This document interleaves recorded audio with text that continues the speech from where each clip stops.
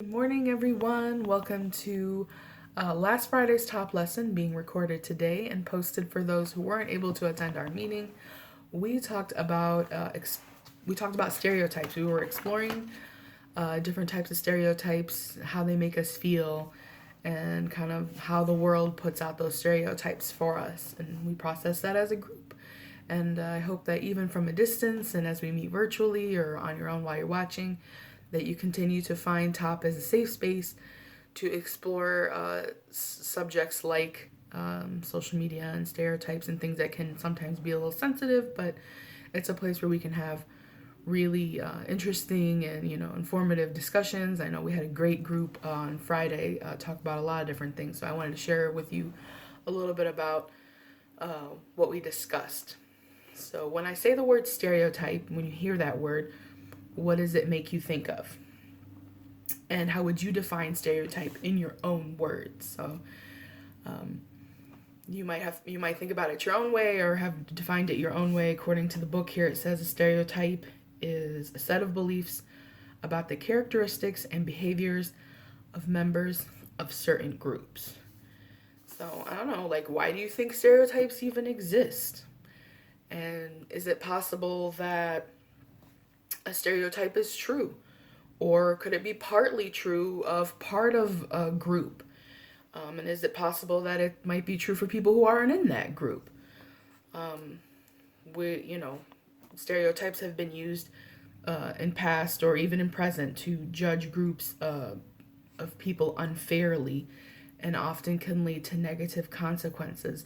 Even if we think that a stereotype is positive, like this group is really good at math or that group is really good at dancing, they have a lot of rhythm. I mean, to lump everybody into a category is not, is unfair to expect that everybody's going to have a certain characteristics or act a certain way or say certain things.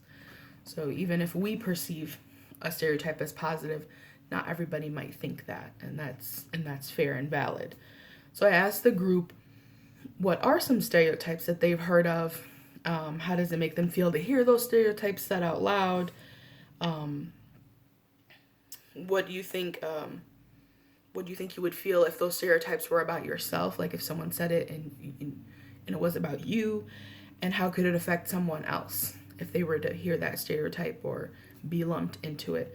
So a couple of the ones that we came up with are there's a lot of stereotypes about women and how when they get mad or upset they're being dramatic or hysterical.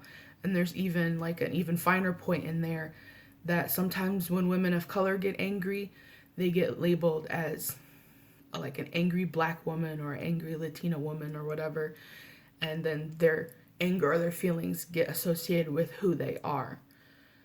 We talked about people, if they have a mental health issue, that there's a stereotype that they can't be happy. So, we're talking about how for some people it depends. Some people have good days, some people have bad days. People said that, if someone knows or their friends know or people know that they have a mental illness, people don't understand when they're having a good day that that's a thing that can happen. Or, everyone has the ability to smile. There's not one way that a person should or has to look like if or express themselves if they have a mental illness. And then we talked about many other ethnic, cultural, and religious stereotypes. I can't even remember all of them, but it was like depending on if people fall into different categories there, that they had to act a certain way or cooked a certain way or were only allowed to date and marry a certain way. So these are some stereotypes we discussed as a group.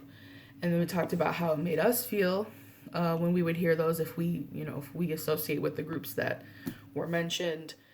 And we talked about how it might make other people think or feel if they were hearing those stereotypes. And then, like, oh, I'm, thinking that, oh, I associate as being a woman. I wonder, how does it make you feel if you identify as a woman to hear that when women get angry or upset or whatever, that they're hysterical or dramatic?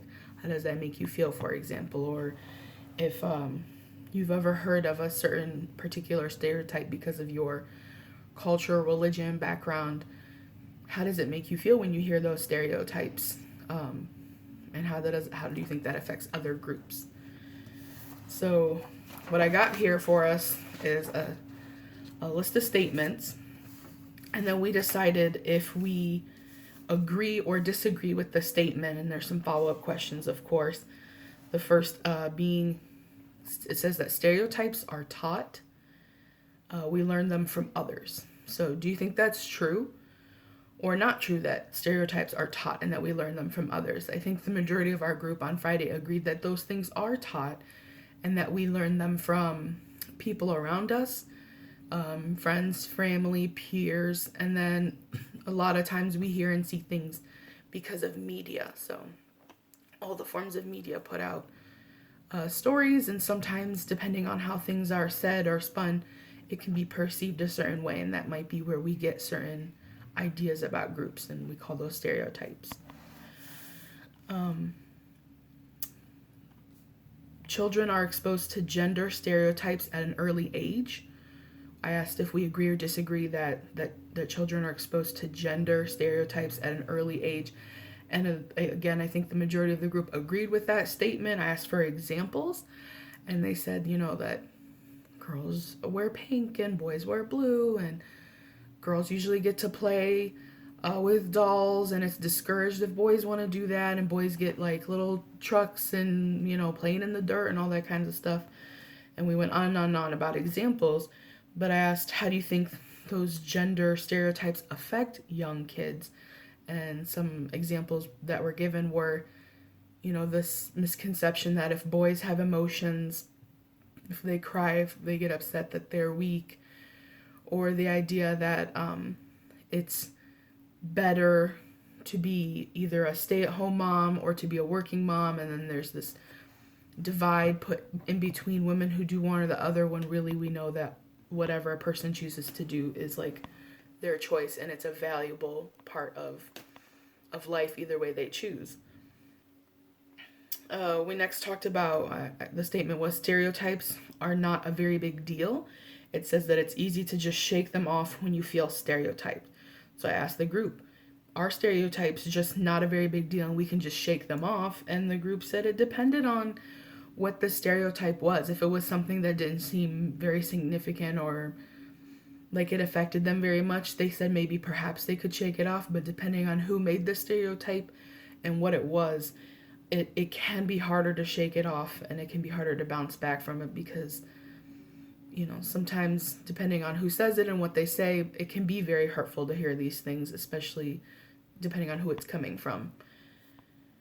I asked a very important question after that. I asked, are teenagers stereotyped because of their age? And I think the group definitely agreed with that. How are they stereotyped? Sometimes they're perceived, the teenagers in that group said that sometimes they are perceived as lazy, or that they're just, looking for the easy way out, that they don't like to help, that they don't, all kinds of things that they said about what people think about them.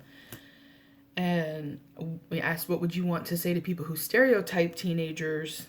And we talked about the fact that TOP is a place where we kind of break a lot of those stereotypes. We show that, young people are willing to sit down and have like really meaningful conversations like this.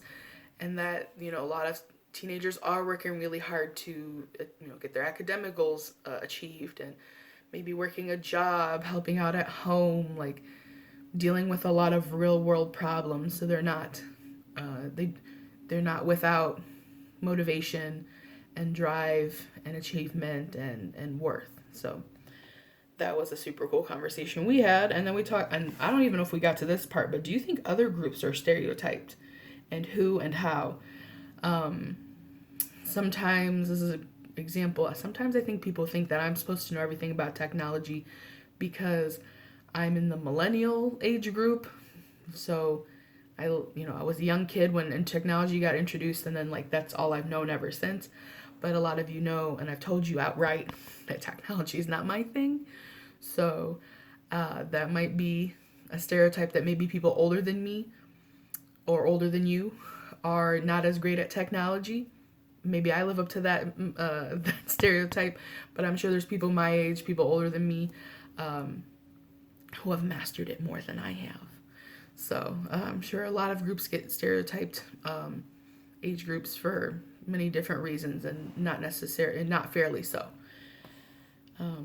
The next statement was that the media contributes to stereotypes about people based on their race and ethnicity. So do you think that's true or not? And a very prevalent example that the group came up with is that based on what people are seeing and hearing, it's been stereotyped that corona is a Chinese virus. Again, not saying that we believe that's true, but that's something that the media may have perpetuated for some people.